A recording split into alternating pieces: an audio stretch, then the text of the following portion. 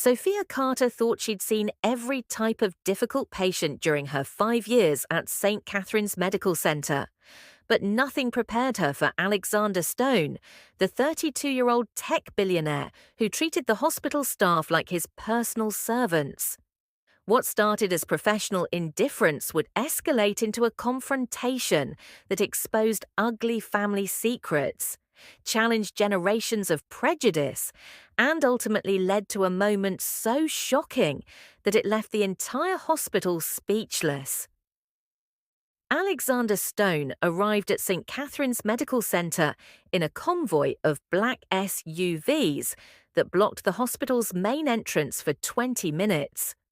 The 32-year-old CEO of Stone Tech Industries, valued at $2.8 billion according to Forbes, had been in a skiing accident in Aspen that required emergency surgery on his left shoulder.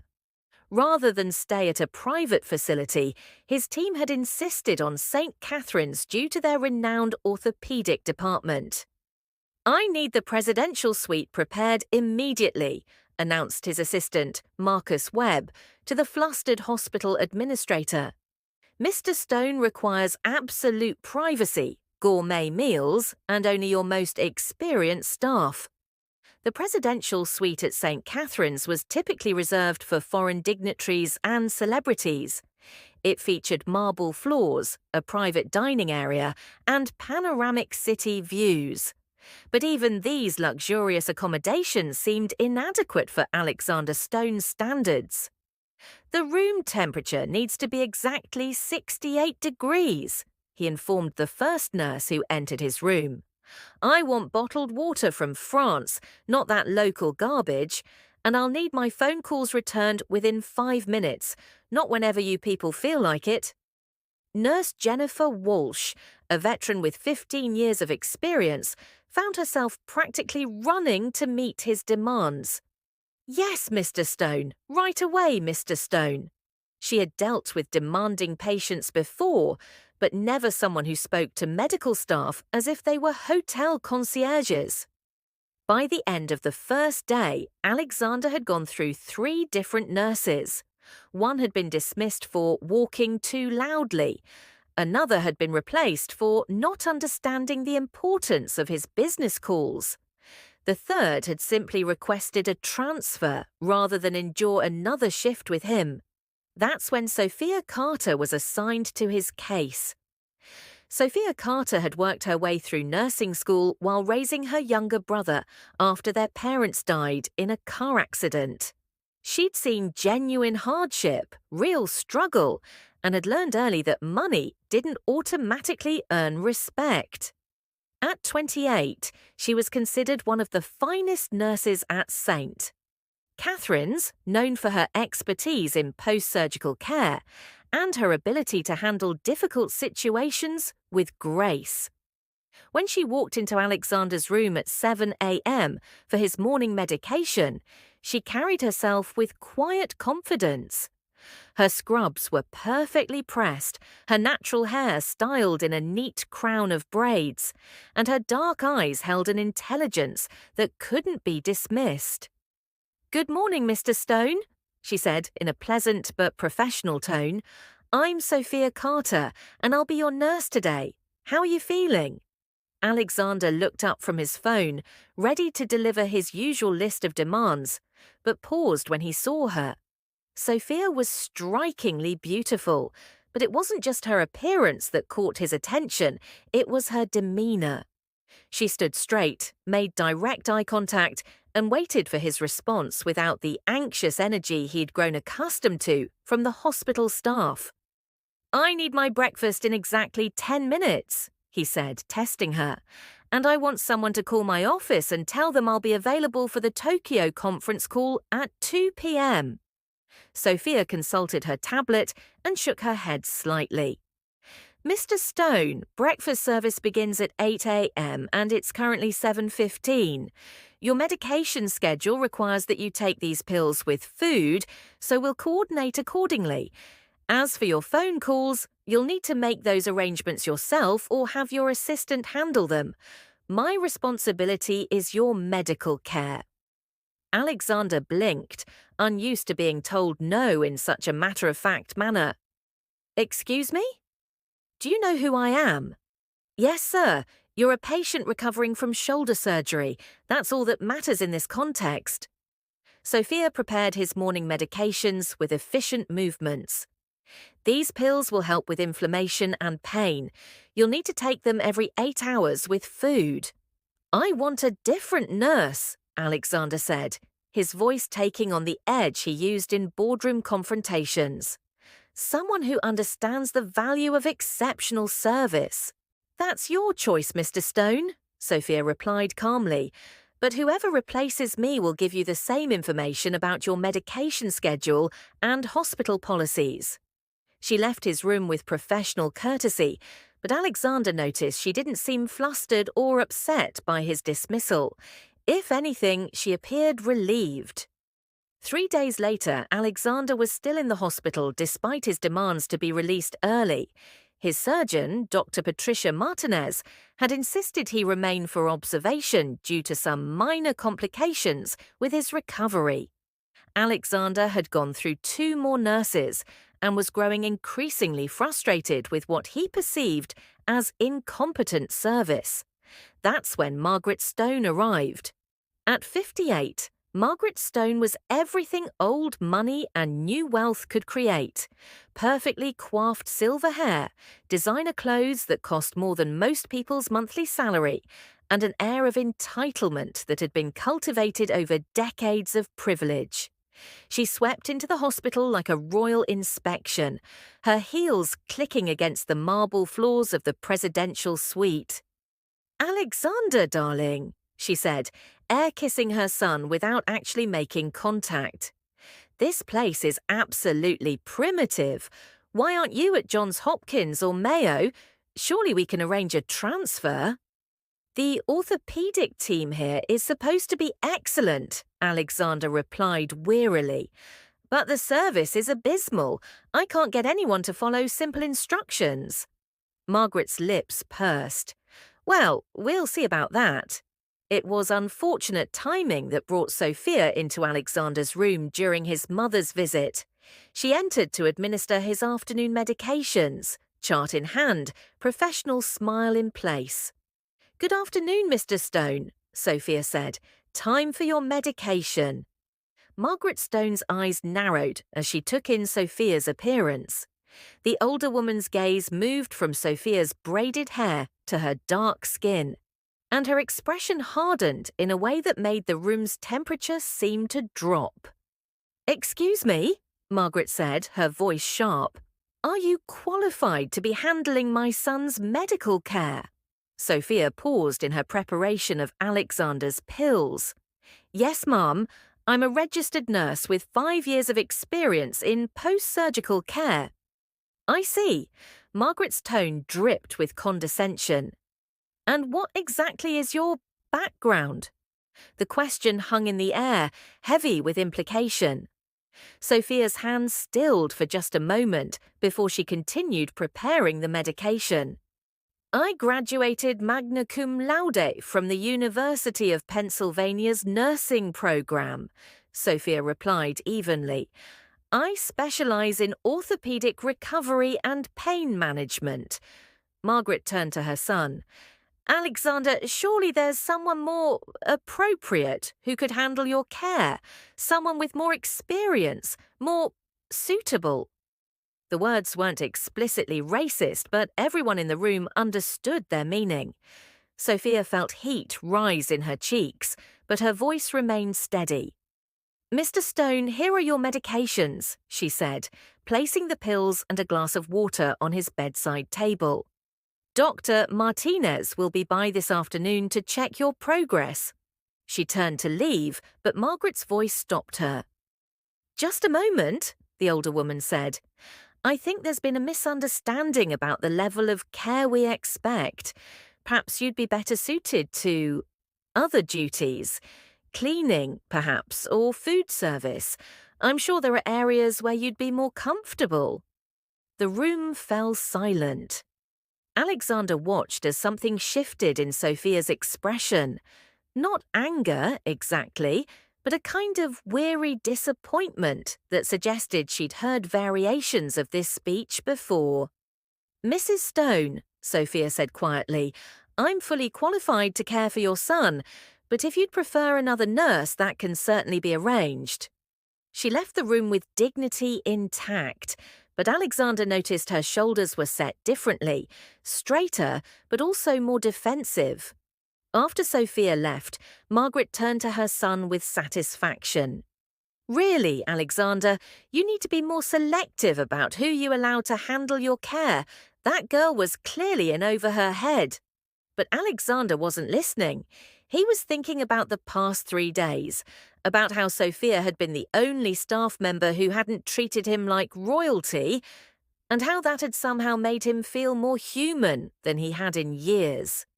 He thought about her competent handling of his medical needs, her refusal to be intimidated by his wealth or status, and the quiet dignity with which she'd just handled his mother's barely veiled racism.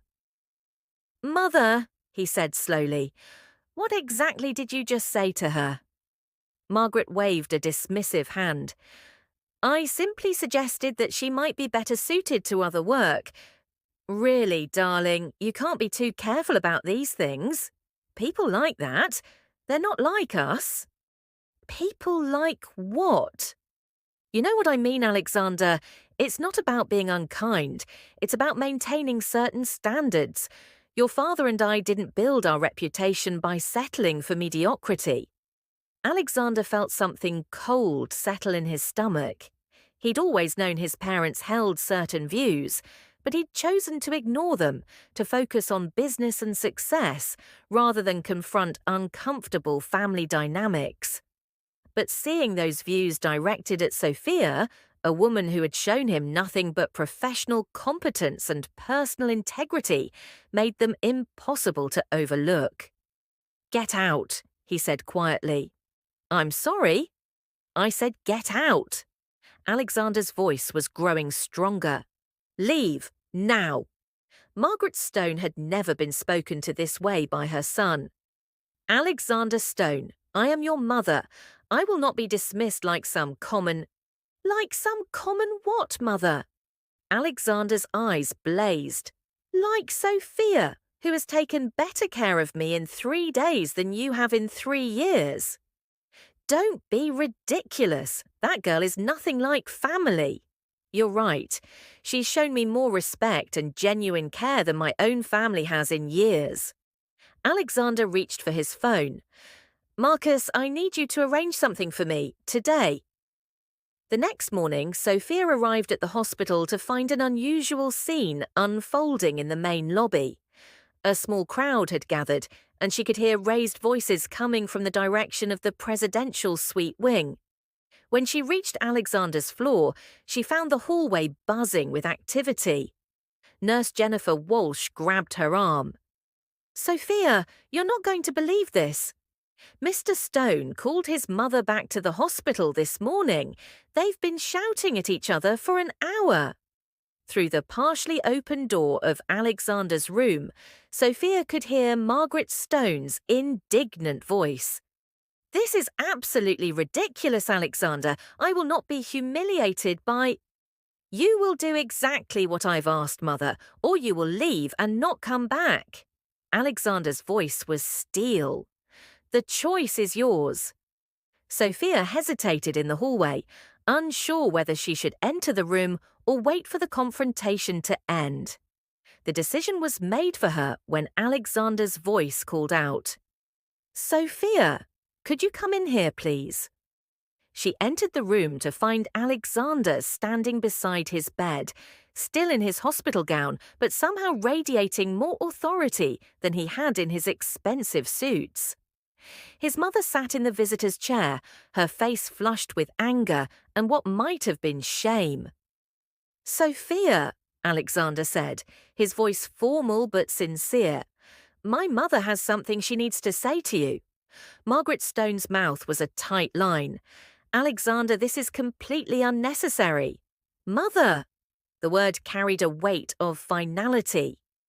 "We discussed this, Either you apologize for your inappropriate comments yesterday, or our relationship ends here. The silence stretched on for long seconds. Sophia could hear her own heartbeat and the distant sounds of the hospital continuing its daily routines. Finally, Margaret Stone spoke, her words stilted and clearly forced. I apologize for my comments yesterday. They were inappropriate. Alexander shook his head. That's not sufficient. Tell her what you actually said and why it was wrong. Margaret's composure cracked slightly. I suggested that you might be better suited to other work.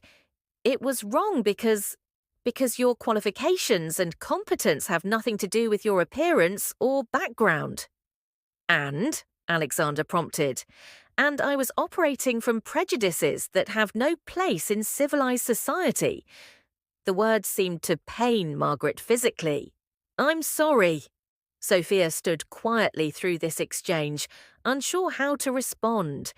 She had never seen a son force his mother to confront her prejudices so directly, or witness someone of Alexander's wealth and privilege put family relationships on the line for the sake of what was right. Thank you, Mrs. Stone, Sophia said finally. I appreciate your apology. Margaret stood abruptly. I trust this satisfies your sense of justice, Alexander. What would satisfy my sense of justice, Mother, is if you examined why you thought those comments were acceptable in the first place. Alexander's voice softened slightly. I love you, but I won't tolerate racism from anyone, including family. Margaret gathered her purse and moved toward the door, pausing to look back at her son. Your father would be appalled by this spectacle. Dad would be appalled by the comments that made this necessary, Alexander replied. And if he wouldn't be, then that's something I need to confront too. After Margaret left, Alexander and Sophia were alone in the room. The silence between them was charged with unspoken acknowledgements and new understanding. You didn't have to do that, Sophia said finally. Alexander sat heavily on the edge of his bed, the confrontation having taken more out of him than his surgery had. Yes, I did. What she said to you was inexcusable. I've heard worse. That doesn't make it acceptable. Alexander looked at her directly. I've spent my whole life building companies, making money, accumulating success. But watching you handle my mother's ignorance with such grace, it made me realize I've never done anything that required actual courage. Sophia moved to check his vital signs, a routine that had become comfortable over the past few days. Standing up to family takes courage. Not as much courage as facing that kind of prejudice every day and still choosing to see the best in people. Alexander was quiet for a moment. Can I ask you something? Of course. Why didn't you quit? After what she said, I would have understood if you'd requested a different assignment.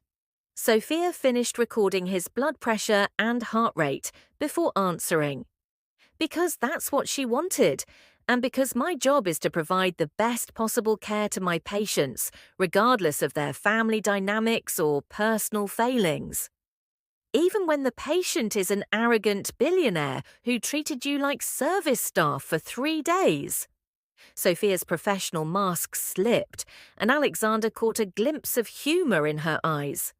Especially then, those are usually the patients who need the most help learning how to be human again. Alexander laughed, and the sound was different from any laugh Sophia had heard from him before. Less performative, more genuine. Dr. Martinez says I can go home tomorrow if my recovery continues on track, he said. That's good news. You'll be more comfortable in your own space. Actually, I've been thinking about that. About comfort zones and the people who help us grow beyond them. Alexander seemed to be choosing his words carefully. Sophia, would you consider a position as a private nurse? I have other family members who could benefit from your particular combination of medical expertise and character education. Sophia raised an eyebrow. Character education. My grandmother is 89 and has some outdated views that could use challenging. My uncle thinks wealth makes him exempt from basic courtesy, and I apparently have a lot to learn about treating people with respect, regardless of their job title or background. The offer was unexpected, and Sophia found herself considering it seriously. Mr. Stone, I appreciate the opportunity, but I'm not sure private nursing is the right fit for me. I like working in a hospital environment, being part of a medical team. What if it wasn't just private nursing? What if it was heading up a program to improve patient care standards across all StoneTech's healthcare investments? We own controlling stakes in 12 hospitals and 6 nursing schools. Imagine the impact you could have on training the next generation of healthcare workers. Sophia's pulse quickened. The scope of influence Alexander was describing could transform thousands of patient experiences, improve working conditions for countless nurses, and address systemic issues she'd observed throughout her career. That's a very generous offer, she said carefully. But why me? We've known each other for less than a week. Alexander stood up, moving to the window that overlooked the city below. Because in 4 days, you've shown me more about integrity, professionalism, and human decency than I learned in 32 years of business school and corporate success. Because you treated a difficult patient with consistent excellence, handled racism with dignity, and somehow managed to help both me and my mother become better people. He turned back to face her. But mostly because when you look at me, you see a patient who needs care, not a bank account that needs managing. That perspective is exactly what healthcare needs. Sophia asked for time to consider the offer, and Alexander readily agreed. Over the next week, as he recovered at home, she found herself researching StoneTech's healthcare holdings and thinking about the systemic changes that could be implemented with sufficient resources and commitment. The deciding factor came during a conversation with her younger brother Marcus, now a sophomore at Howard University studying pre-med. "Sis, you've always told me that the best opportunities are the ones that scare you a little bit," he said during their weekly phone call. "This sounds like it scares you a lot. That probably means it's worth doing." The following Monday, Sophia called Alexander's office and accepted the position. 6 months later, the Carter Protocol had been implemented in all of StoneTech's healthcare facilities. Named after Sophia, the program focused on dignity-centered patient care, cultural competency training for all staff, and creating systems that treated healthcare as a human right rather than a luxury service. Patient satisfaction scores increased by 40% across StoneTech facilities. Employee retention improved dramatically, and several other healthcare networks began requesting consultations to implement similar programs. Margaret Stone never fully embraced her son's new direction, but she stopped making racist comments in his presence. The forced apology had apparently been more educational than anyone expected. Alexander threw himself into the healthcare initiatives with the same intensity he'd once reserved for technology ventures. He discovered that using wealth to solve systemic problems was far more satisfying than accumulating it for its own sake. What surprised everyone was that Alexander and Sophia's working relationship gradually evolved into something more personal. Their shared commitment to improving healthcare, their mutual respect, and the foundation of trust built during that difficult hospital week created a connection neither had anticipated. "You know," Alexander said during a late-night planning session for a new nursing scholarship program, "my mother was wrong about almost everything, but she was right about one thing." Sophia looked up from her laptop. "What's that?" "You're not suitable for me." Sophia felt her stomach drop, but Alexander continued. "You're too good for me, too kind, too committed to justice, too willing to see potential in people who haven't earned it. He smiled. Lucky for me, you seem to have a weakness for difficult patients with room for improvement.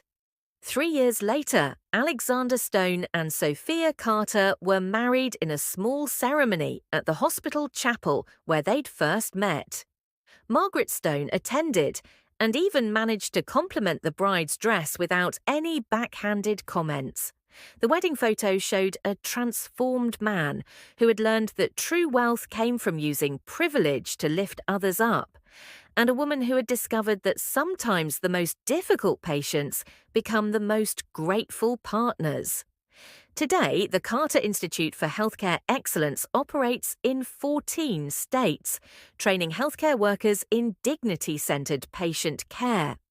Alexander Stone is known less for his technology empire than for his healthcare philanthropy, and Sophia Carter Stone serves on the boards of 5 major hospitals, while continuing to work direct patient care 1 day a week. But the story that gets repeated most often in the halls of St. Catherine's Medical Center isn't about billion-dollar donations or healthcare innovations. It's about the day a billionaire forced his racist mother to apologize to a black nurse, proving that sometimes the most speechless moments come when people finally find their voices to do what's right. Sometimes the people who challenge us the most are the ones who change us for the better. And sometimes standing up for what's right requires risking everything we thought we valued most.